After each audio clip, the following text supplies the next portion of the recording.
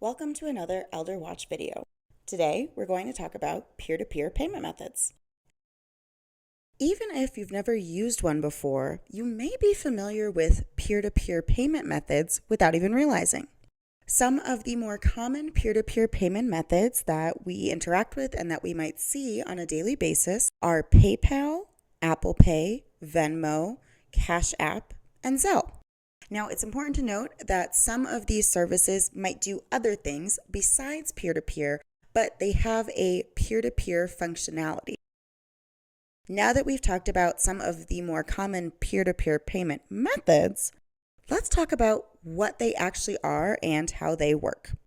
Peer-to-peer or P2P payment methods allow customers to send money from their bank accounts, debit cards, and even credit cards through a website or a mobile app to their peers or other people that they know.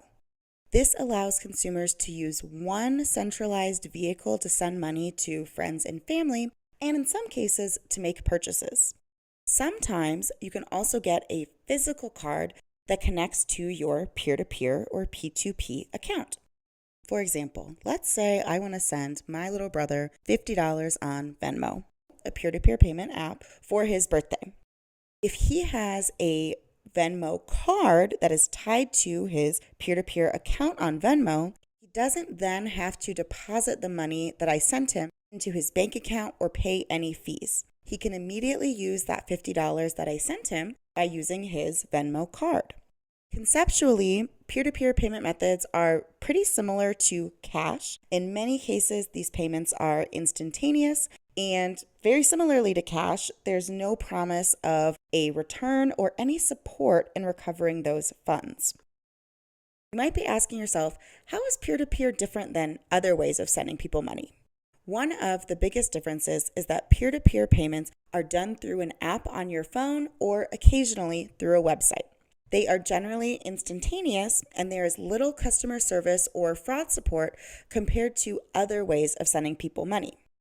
Peer-to-peer payments are different than wire transfers because wire transfers tend to cost more than peer-to-peer payments. Depending on the funding source, it may actually be free to send a peer-to-peer payment. For example, if you're using Cash App and you're doing a bank-to-bank payment, it might be free.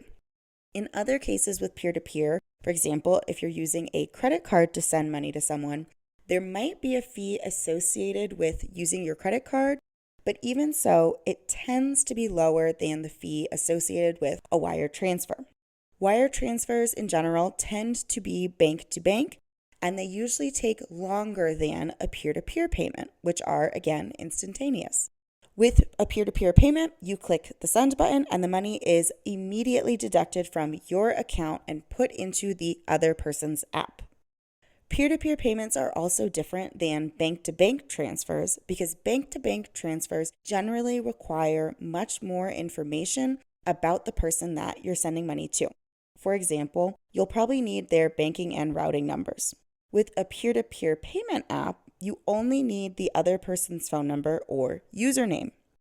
Additionally, bank-to-bank transfers tend to have more protections than peer-to-peer payments, and like wire transfers, they usually take longer to complete. And that's a little bit about peer-to-peer payments. Next time, we're going to talk about scams utilizing peer-to-peer payment methods, and we'll also talk about what you might be able to do if a scam involves a peer-to-peer payment app. My name is Jessica Zawadsky. Thanks so much for joining for this web series. We'll catch you next time. See ya!